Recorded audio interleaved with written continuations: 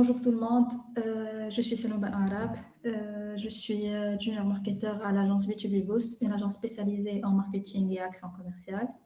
Aujourd'hui, on va parler d'un sujet qui est un peu tendance, c'est le TikTok Ads, mais on va pas voir comment créer un compte public, on va dépasser ce stade. Aujourd'hui, on va faire de la neurochirurgie sur l'écosystème publicitaire de TikTok, car généralement, ces jours-là, la plupart des médias buyers échouent sur TikTok. Alors pourquoi? Parce qu'ils le traitent comme Facebook, Instagram ou Google. Ils pensent ciblage, enchères et images et statistiques. Ils apportent une mentalité qui va plus sur le social graph et dans un monde qui est basé sur le content graph. Dans cette masterclass, on va démonter cette pensée. On va explorer les déclencheurs neurochimiques précis qui arrêtent le pouce et on va décoder le système de notation de l'algorithme TikTok. Et finalement, on va construire un framework qui peut être basé comme un test de scalabilité sur TikTok. À la fin de cette session, vous pouvez simplement faire de la pub sur TikTok et faire de l'ingénierie virale.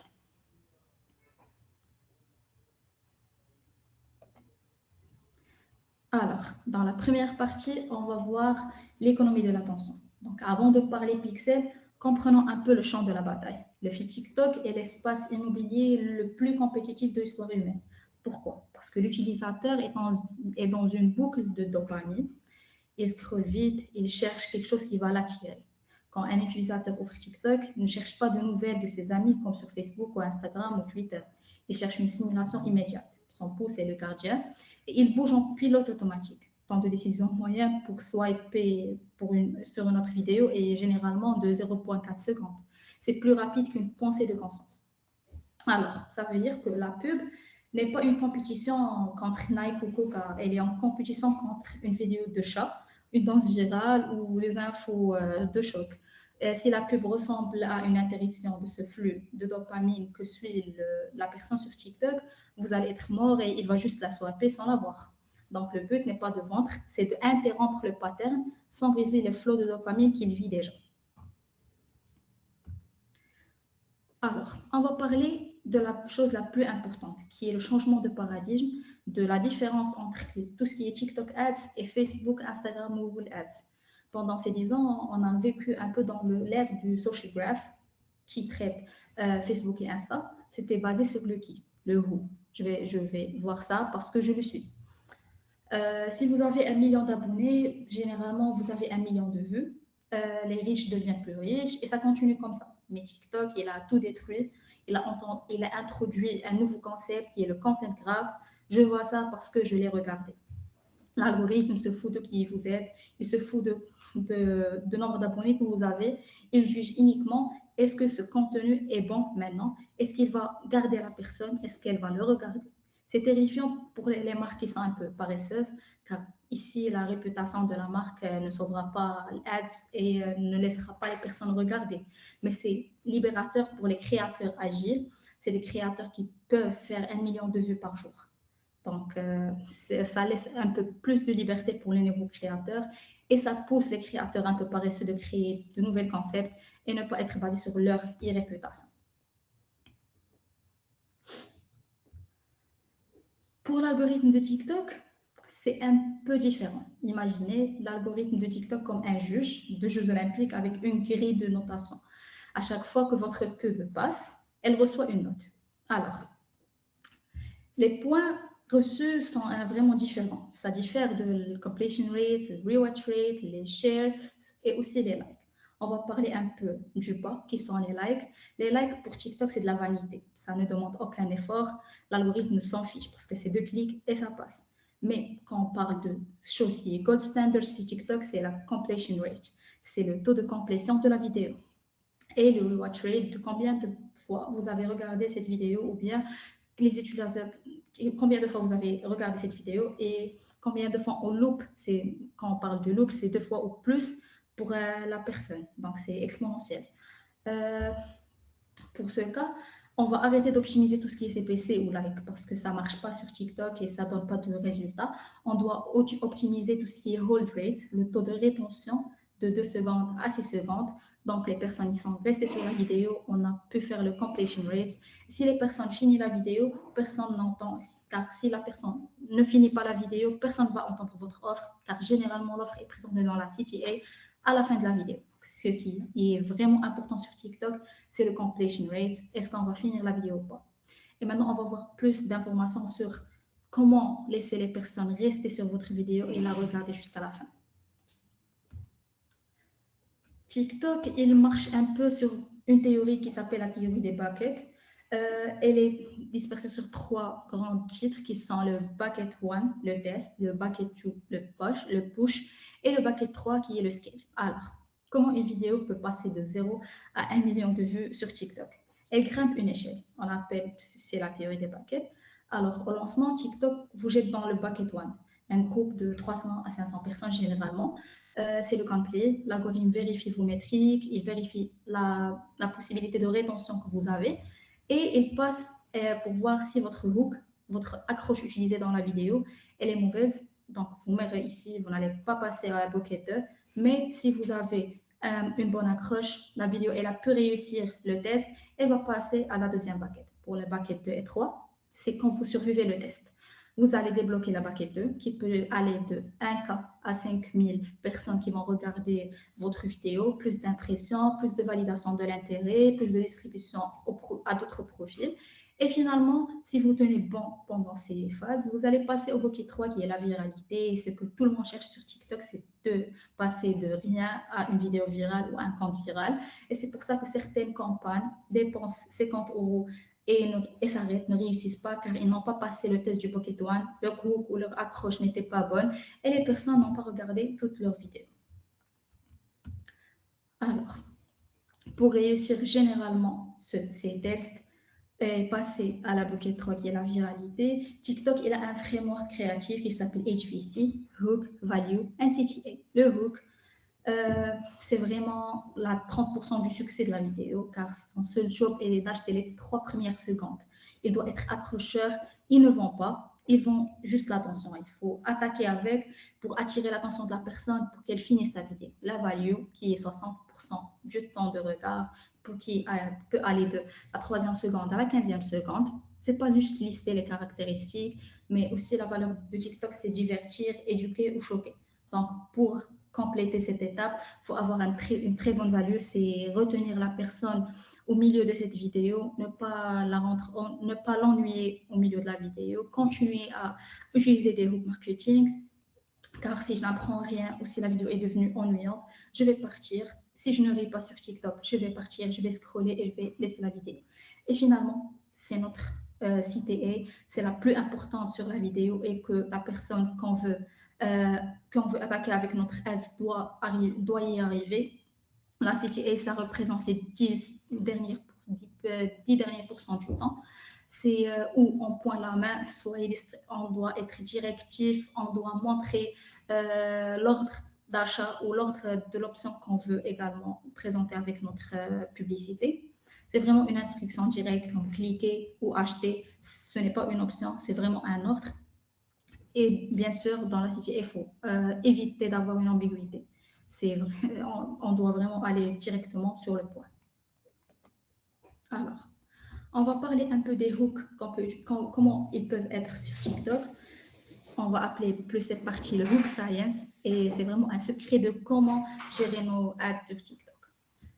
Généralement, le hook, on peut parler de 3 types de hooks qu'on peut utiliser sur TikTok. Le premier, c'est le visuel. C'est généralement le green screen utilisé par les créateurs de contenu. Le green screen sur TikTok, c'est un roi. Il signale les infos, les news, c'est de l'autorité instantanée. Ou alors, on peut parler même d'un objet bizarre qu'on tient face à la caméra sans expliquer ce que c'est. Mais ça attire. Aussi, pour TikTok, il est un peu différent des autres plateformes. Pourquoi? Parce que l'audio sur TikTok, il est grave important. C'est une plateforme qui est sound on, un sonic trigger, pas comparé à Facebook où les gens peuvent scroller sans même mettre le son élevé. Donc, elle, avec son sound on, elle révèle le cerveau reptilien. Donc, les gens ils sont plus attirés aux vidéos qui ont un très bon son. Et sur TikTok, on trouve toujours des sons qui sont un peu virales. Avec l'utilisation de ces sons, on peut même augmenter on chance d'avoir une très bonne pub. Et finalement, on a le texte négatif. C'est une méthode de marketing qui est très bien connue, car le cerveau humain, il est plus penché vers euh, le peur de perdre que l'envie de gagner. Au lieu de dire 5 raisons d'acheter, vous pouvez dire n'achetez surtout pas si. On appelle ça le negative framing et c'est redoutable et vraiment les gens, ils trouvent ça important et ils restent sur la vidéo pour regarder pourquoi ils ne doivent pas acheter. Alors, on va parler ici de la retention engineering. Si notre boucle il est bien, donc maintenant, on a accroché. L'ennemi, c'est l'ennui, comme on avait dit. Au milieu de la vidéo, il ne faut pas ennuyer les gens. On doit faire de la rétention et c'est ça ce qu'on appelle la rétention engineering, qui a 2 règles qui sont très importantes. La première, c'est de tuer la respiration. Au montage, il faut toujours couper sur TikTok les silences entre les phrases. Ça doit presque être surnaturellement rapide. Le millénial post sur TikTok au début de la vidéo, il est mortel. Les gens ne vont plus être intéressés, ils cherchent la rapidité de l'information, ils cherchent de vraiment trouver l'information si facile. Donc, il faut éviter tout ce qui est silence. Et la deuxième règle, c'est le below velocity. C'est de changer l'angle à chaque fin de phrase. Sur TikTok aussi, l'ennui est d'en rester stagne devant la caméra et de parler. C'est pas TikTok, c'est plus Instagram, c'est plus Facebook. Donc sur TikTok, il faut changer d'un plan qui est plus large à un plan qui est plus serré, montrer un peu le produit, montrer un visage, montrer des textes. Il faut forcer l'œil à refaire le point de toutes les 2 secondes pour empêcher le cerveau à décrocher. Euh, Maintenant, on va parler un peu du paradoxe de Lofi. C'est la pilule la plus dure à avaler pour les directeurs marketing classiques. Sur TikTok, la pub à 50 000 dollars qui est filmée dans un studio avec des caméras et tout, souvent elle est moins bien que vidéo filmée avec un iPhone à 0 dollars ou 0 euros. C'est le paradoxe de l'authenticité qu'on cherche sur TikTok. C'est quand un utilisateur voit une image parfaite, lumière, studio, étalonnage, cinéma, son cerveau classe ça comme une propagande corporate, son bouclier se lève et il swipe la vidéo, il est plus intéressé. Mais quand il voit une image imparfaite, un peu granuleuse, filmée dans un salon, filmée avec un téléphone, il place ça comme un contenu d'impair. Son bouclier, il reste baissé. Et l'imperfection sur TikTok est une fonctionnalité, pas un bug. Elle cartonne, elle crée de la confiance. Et ce qui est plus important sur cette plateforme. Alors, on va parler aussi de choses qui est très importante et qu'on trouve sur TikTok, c'est le Spark Ads. C'est une arme secrète que beaucoup de gens ne connaissent pas, malheureusement, mais traditionnellement, on crée un dark post, pub caché, elle arrive avec 0 like ou 0 commentaire, et elle a l'air seule et froide, ça attire vraiment pas. Les gens vont savoir que c'est une pub et ils vont juste swipe et ils ne seront pas intéressés. Mais le Spark Ads sur TikTok, il est important. Pourquoi? Ça permet de sponsoriser une vidéo qui est déjà existante. Et la magie dans tout ça, c'est qu'elle garde ses likes et ses commentaires. Donc, si la vidéo elle a déjà 10 000 likes ou 100 000 likes et on fait beaucoup de vues, la pub démarre avec cette preuve sociale et c'est la stratégie du cheval de Troie, car l'utilisateur, il voit déjà l'engagement, pense que c'est une vidéo normale, virale de TikTok, mais c'est une tendance, et puis il regarde, après il réalise que c'était une pub et il est déjà accroché, il a déjà regardé la vidéo, il l'a terminée dans plusieurs cas. On trouve aussi le signal KPI Pixel. En 2026, le Pixel navigateur est vraiment devenu mourant, bloqué par iOS, les ad blockers, les navigateurs privés. Alors, si vous comptez sur le Pixel, vous perdez 40% de vos conversions. Vous devez installer le KPI, le CIPI, qui représente un Events API. Et c'est une connexion directe entre votre serveur et TikTok. Dans plusieurs cas, quand on parle de serveur et d'achat de pub, on parle de Shopify. Et cette méthode de Events API, c'est 99% fiable. Elle active aussi l'Advanced Matching pour envoyer des emails cryptés et des TikTok aussi à retrouver qui vraiment achète. Et sans signal de qui a acheté, qui est converti, l'algorithme reste aveugle. Donc, il faut vraiment lui donner de la data, lui donner des yeux pour voir est-ce que cette pub, elle marche vraiment ou pas. OK. Quand on parle de ads, généralement, on parle de 2 phases. Et on parle de 2 grands titres. C'est l'ABO et le CBO. L'ABO qui représente le Ad Group Budget et le CBO qui représente la Campaign Budget. On me pose toujours la question de ABO ou CBO. La réponse dépend de votre phase. La phase première, c'est le testing qui est le ABO, le Ad Group Budget. L'algorithme, il est paresseux. Donc, si vous mettez 5 vidéos en CBO, il va tout dépenser sur la première vidéo en un clic et ignorer qui a plus de clics, plus de vues, et il va ignorer tous les restes. En ABO, vous êtes le parent strict. Vous allez représenter 50 euros, toi aussi, toi aussi, toi aussi, pour chaque vidéo. 50 euros pour la première, 50 pour la deuxième, 50 pour la troisième. Donc, tu dépenses pour chaque vidéo seule. Alors, tout le monde et toute vidéo ou toute création, elle a sa chance pour être remontée. Dans la deuxième phase, qui est le scaling, ou bien le CBO, c'est la campaign budget. Une fois que vous avez terminé la première phase, vous allez trouver une winner vidéo, une winner création, une killer création, si on peut dire. Donc là, vous pouvez passer à la campaign budget et vous pouvez, car l'algorithme, il est ici, il va plus être paresseux, il va vraiment nourrir qu'une seule vidéo et va la montrer plus. Donc, vous avez déjà un vainqueur que vous pouvez tout focaliser sur et vous pouvez passer sur la CBO. Mais généralement, il faut toujours commencer avec l'ad group budget qui est mieux pour savoir qui est votre winner vidéo et ne pas commencer directement par la campaign budget. Maintenant, on passe à la Sandbox Protocol. Vous avez besoin d'une campagne bac à sable, Sandbox, c'est votre R&D. Il faut utiliser la méthode 3x3. Ok, c'est quoi la méthode 3x3? C'est avoir trois concepts. Un qui est de l'humour, un qui présente la solution du problème, un qui est plus ASMR, tout ce qu'on trouve sur TikTok, vraiment, il faut l'utiliser. Pour chaque concept, il faut vraiment avoir un hook un peu différent, trois hooks sont différents, visuel, audio ou texte. Pourquoi? Parce que la différence de hook aussi, ça attire pour voir quel hook il vraiment marche sur TikTok.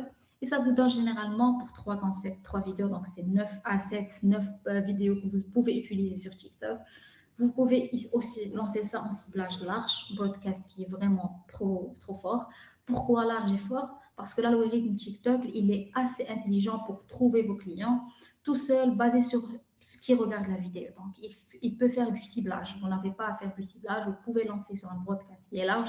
Après, grâce à TikTok et son algorithme, la vidéo elle va être montrée à la cible précise qui lui intéresse. Donc, il faut laisser un peu le contenu faire son propre ciblage. Vous n'avez qu'à produire les vidéos et les lancer. Ok, maintenant on va parler d'un élément qui est un peu très important. Car c'est un peu la différence de TikTok par rapport aux autres plateformes. Car sur Facebook ou Instagram, la pub, elle peut tourner plus de 6 mois, elle peut tourner même une année sans la changer, sans rien. Mais sur TikTok, la fatigue arrive en 10 à 14 jours. Je ne vais pas regarder la même vidéo sur mon feed plusieurs fois. Ça va être un peu ennuyant, je vais le passer ou je vais m'être plus intéressée pour ne plus la voir. Donc, tout le monde dans votre bucket, quand ils voient la pub, ils vont plus être intéressés. Vous allez perdre votre argent pour rien.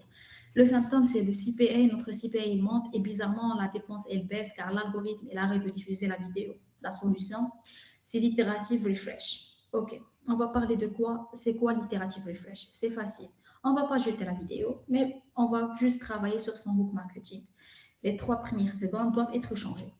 Et voilà, ils vont être remplacés par un nouveau visuel pour ne pas perdre le reste. Le reste de la vidéo, la 80%, ils sont bons. Pourquoi? Parce que les gens, généralement sur TikTok, si les 3 premières secondes qui sont le hook ne changent pas, ils vont passer parce qu'ils ont déjà vu ça. Mais quand on présente un nouveau hook, ils vont terminer la vidéo, ils vont passer à un autre site qui est important. Donc, relancez. Vous venez de gagner 2 semaines de vie supplémentaire juste en changeant les 3 premières secondes. Alors, maintenant, on va parler d'un élément qui est très important, qui a été introduit en 2026, qui est le TikTok Shop. Le TikTok Shop, c'est quoi? Généralement, il est introduit pourquoi? La friction, c'est l'ennemi du commerce, on le sait bien. Donc, le TikTok Shop, il est là pour tuer la friction. L'utilisateur n'a même plus besoin de quitter l'application pour acheter. Il reste sur TikTok. Alors, si vous avez un site web qui est lent, c'est fini, il n'y a plus de problème. Si vous voulez faire si vous devez faire de la redirection, plus la peine. Tout le monde reste sur TikTok. Votre vente, elle est aussi sur TikTok. Si vous êtes en e-commerce, testez le VSA, Video Shopping Ads. Le lien produit est dans la vidéo. Donc, ils cliquent pour acheter. C'est le futur immédiat. Ceux qui ne l'adoptent pas vont voir leur CPA exploser face à des conversions qui sont un peu plus basses. Et face à ceux qui convertissent en 2 clics, ils utilisent vraiment le shopping ads. voilà, je présente la vidéo, mon hook, ma publicité, et en bas, je trouve comment le client va trouver directement comment acheter mon produit. Alors, maintenant, on va parler, c'est notre dernière slide, et on va parler un peu du blueprint. On a couvert généralement beaucoup de terrain. Si vous devez retenir une chose qui est importante, c'est que la plateforme TikTok récompense les courageux. Elle récompense les gens qui sont bizarres, qui sont authentiques, parce que TikTok, c'est de l'authenticité. Il faut arrêter de faire des pubs pour rien. Commencer à faire du contenu qui, par hasard, vont plus et vont quelque chose. Les marques qui gagneront en 2026, ce sont des marques qui ressemblent moins à des marques et qui ressemblent plus à des créateurs de contenu. Allez, ouvrez votre sandbox et merci pour votre présence. Je suis ouverte aux questions sur les commentaires. Merci beaucoup.